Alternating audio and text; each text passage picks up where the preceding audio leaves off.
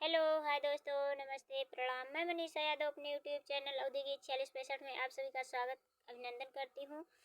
आज हमारी मम्मी जी एक बहुत ही प्यारा कहरा हुआ गीत गाने जा रही हैं। गीत जैसा भी होगा कमेंट बॉक्स में ज़रूर बताना और प्लीज़ आप लोग से रिक्वेस्ट है हमारे चैनल को लाइक करना, सब्सक्राइब करना, कमेंट करना, अपना प्यार दुलार आशीर्वाद बनाए रखना,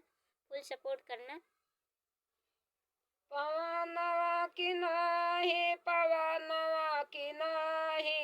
अबरत उड़ै राम पवनवा की नाही अबरत उड़ै राम पवनवा की नाही रथ पल व्याकुल भई जानकी शरण शरण गो विपरूप धैयाए रमणवा दान दान गोहराई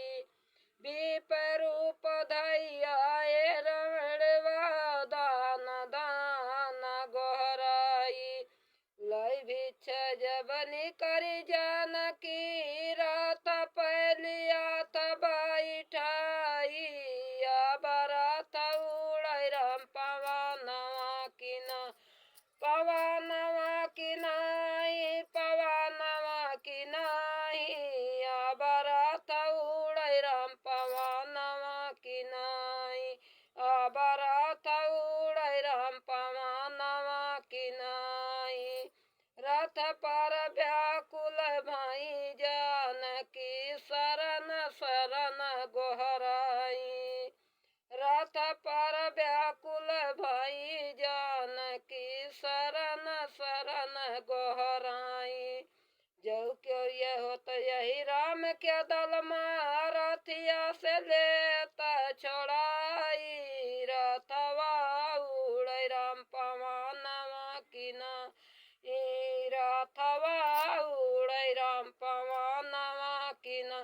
पवनवा की नाही पवनवा की नाही रथवा उड़ै राम पवनवा की नाही रथवा उड़ै राम पवनवा की नाही ये तनि बचन जब सुने जटाई बात पूछे हरसाई ये तनि बचन जब सुने जटाई बात पूछे हरसाई के कर नारी कवन तोर नौआ किया न हरियली जाई रथवा उड़ै राम पवनवा की ना रथवा उड़ै राम पवनवा की नाही पवनवा की नाही पवनवा की नाही रथवा उड़ै राम पवनवा की नाही रथवा उड़ै राम पवनवा की नाही